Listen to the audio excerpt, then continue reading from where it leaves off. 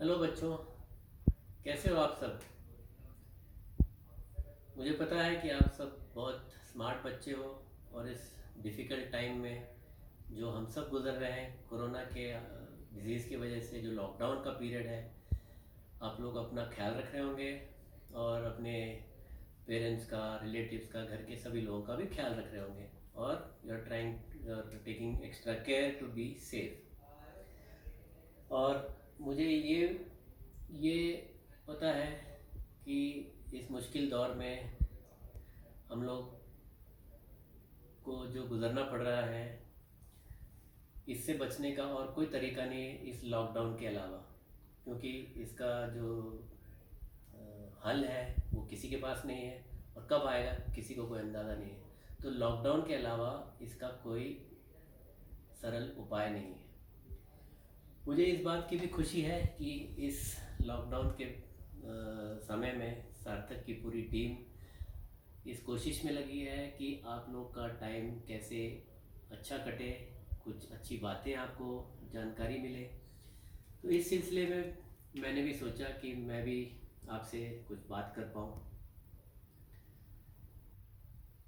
और ये लॉकडाउन का पीरियड अब इतना लंबा होता जा रहा है, तो मुझे ऐसा लग रहा है कि ऐसा लग नहीं रहा, यकीन है कि और ये स्वाभाविक भी है कि आप सब इस लंबे दौर में बोर होने लग रहे होंगे और आपको लग रहा होगा कि ये कब ख़त्म हो, ऊब गए हैं। तो ऐसे समय में आपके जहन में, हम सभी के जहन में किसकी याद आती है, कौन सी चीज़ की ज़रूरत महसूस होती है। हाँ, मुझे पता है आप लोग के सबके दिमाग में एक ही नाम समझ में आ रहा होगा, और वो है एक अच्छे दोस्त की। एक अच्छा दोस्त होता है जो हमें ऐसे टाइम में, मुश्किल के टाइम में या बोरियत के टाइम में हमारे साथ हमारी बातों को शेयर करे, हम जिससे कुछ भी बोल सकते हैं, कैसी भी बातें शेयर कर सकते हैं, और वो हमारा दिल बहलाएगा और हमें इस बोरियत से हमारे माइंड को डाइवर्ट करेगा। और हम ऐसे दोस्त के साथ खेल भी खेल सकते हैं, पढ़ाई भी कर सकते हैं, सब कुछ कर सकते हैं और हमें बोर भी नहीं लगता। तो प्रॉब्लम ये है कि हमें जो दोस्त की ज़रूरत है ये तो हम समझ गए, लेकिन प्रॉब्लम ये है कि इस लॉकडाउन में ना तो हम किसी दोस्त के पास जा सकते हैं, ना दोस्त हमारे यहाँ आ सकता है। तो फिर इस बोरियत से हमें कौन बचाएगा, कैसे इस बोरियत को दूर कर पाएंगे। तो मैंने भी इस बारे में बहुत सोचा। तब मुझे एक ऐसे दोस्त की याद आई जो मैं बहुत अच्छी तरह जानता हूँ कि हमें इस लॉकडाउन से के समय में भी हमारी मदद कर सकता है और हमारा इस बोरियत से हमें निकाल सकता है। तो क्या आप जानना चाहेंगे कि ऐसा एक दोस्त कौन है, कौन हो सकता है। तो मैं आपको उस दोस्त के बारे में इस सेशन में बताना चाहता हूँ, उस दोस्त से मिलाना चाहता हूँ। उस दोस्त का नाम है, शायद आप बहुत से लोग जानते भी होंगे ये नाम, लेकिन आपको मैं यकीन दिला सकता हूँ कि वो एक दोस्त है। उस दोस्त का नाम है मैथ्स। ये नाम सुन के बहुतों को लग रहा होगा कि ये क्या हो रहा है, सर इस लॉकडाउन के टाइम में पागल तो नहीं हो गए कि मैथ्स को दोस्त बोल रहे हैं। तो बच्चों, ये जो ख्याल आपके मन में आ रहा है ये बहुत स्वाभाविक है, ये सही भी है।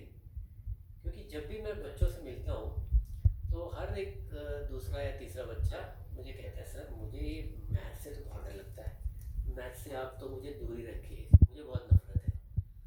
तो ये जो माइंड में उनके मैथ्स के प्रति ये जो भावनाएं हैं, ये इसकी वजह से क्या होता है कि आप जब मैथ्स से नफरत करते हैं तो इसके बारे में आप कुछ जानना नहीं चाहते, इससे दूर भागते हैं। तो जब आपके स्कूल में आपका मैथ्स का एग्ज़ाम होता है तो उसमें आपके नंबर ख़राब आएंगे, और जब नंबर ख़राब आते हैं तो आपकी नफ़रत और बढ़ती है, फिर नफ़रत बढ़ती है, फिर नंबर और ख़राब आएंगे। ऐसे ऐसे होते होते ये बहुत बड़ा साइकिल हो जाता है और आप बहुत नफ़रत करने लगते हैं। तो इस नफ़रत को कम करने का क्या है कोई इलाज? बिल्कुल है इलाज।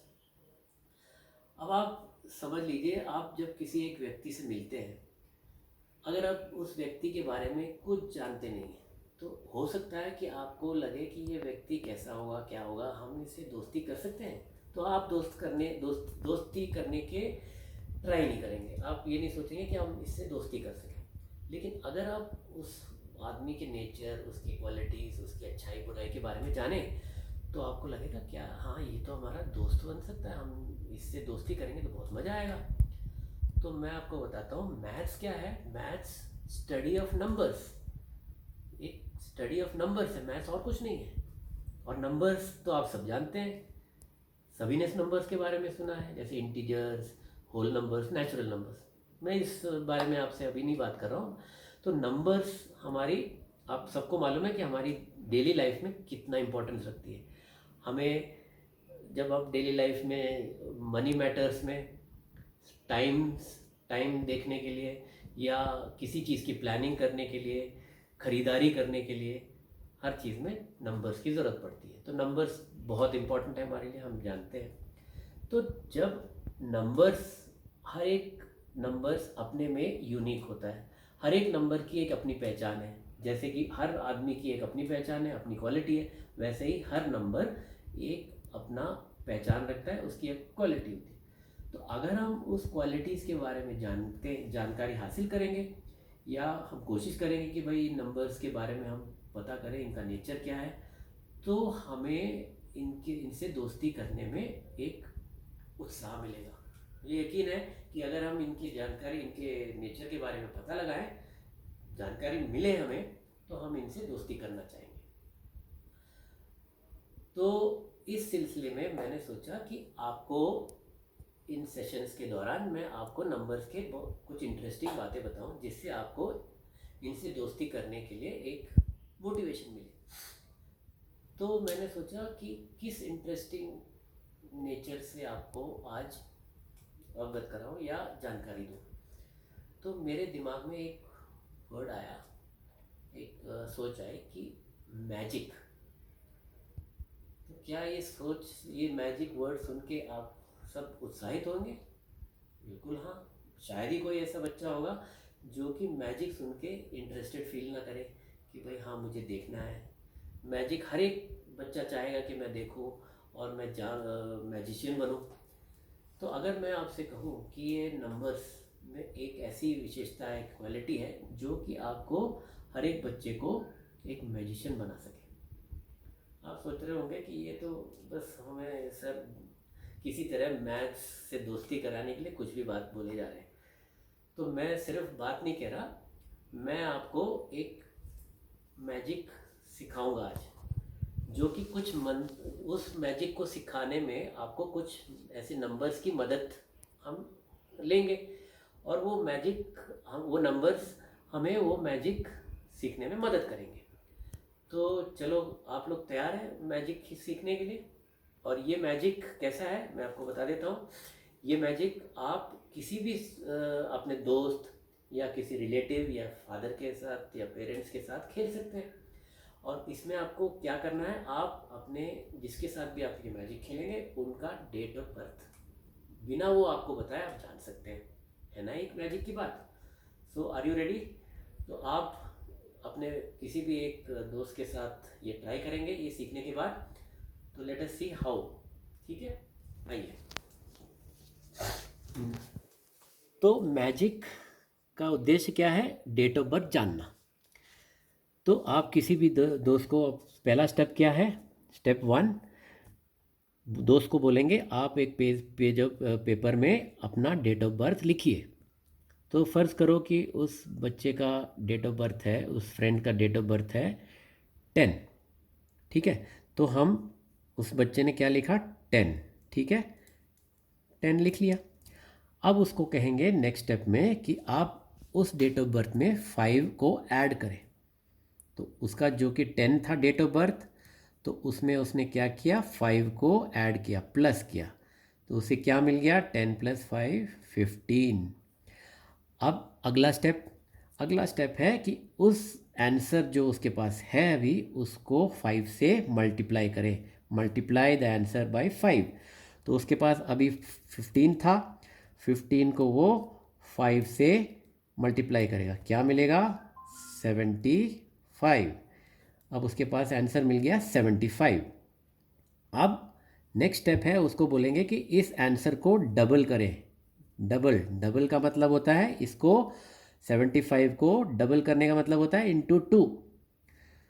तो 75 इंटू टू इक्वल्स 150। अब उसके पास आंसर मिल गया 150। अब उस फ्रेंड को बताएंगे कि आप मुझे जो आंसर अभी तक मिल गया है वो बताएं।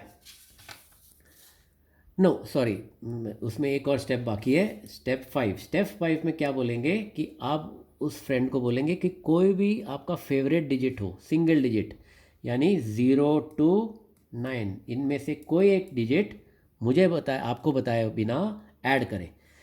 तो अभी उसके पास क्या था आंसर, 150।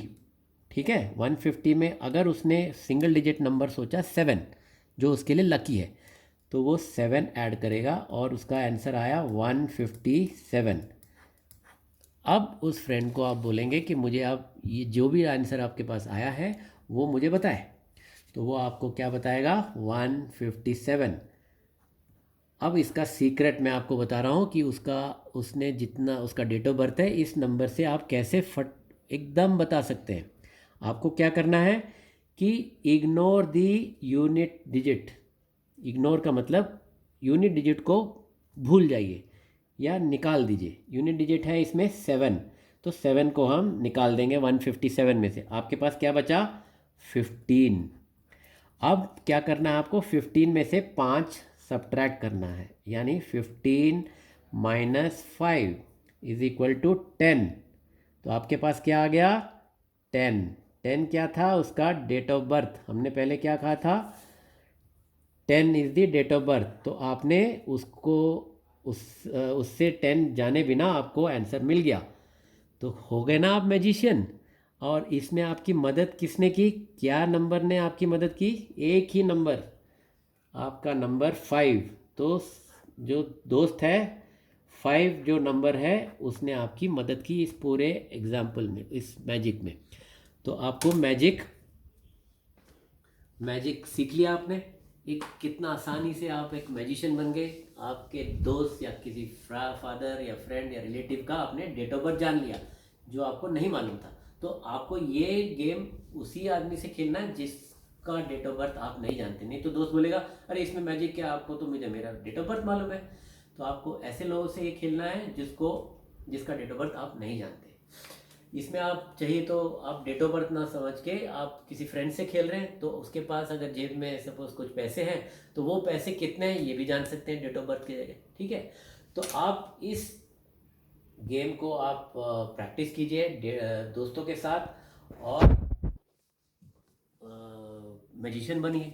तो आगे के सेशंस में मैं आपको और जानकारी दूंगा, interesting facts about maths, and you will know that maths is actually fun.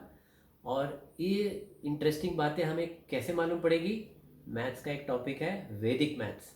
बहुत सारे बच्चे जो मेरे पहले सेशंस से जुड़ चुके हैं, उनको वैदिक मैथ्स के बारे में थोड़ा जानकारी होगी। लेकिन जो नए बच्चे हैं उनको आगे के सेशंस में इसके बारे में और बताऊंगा। और आपको यकीनन मुझे विश्वास है कि आपको लगेगा मैथ्स इज़ फन। सो चलो बच्चों, आज के लिए इतना काफ़ी। और ये गेम का प्रैक्टिस कीजिए और have fun, stay safe, be happy. Bye bye.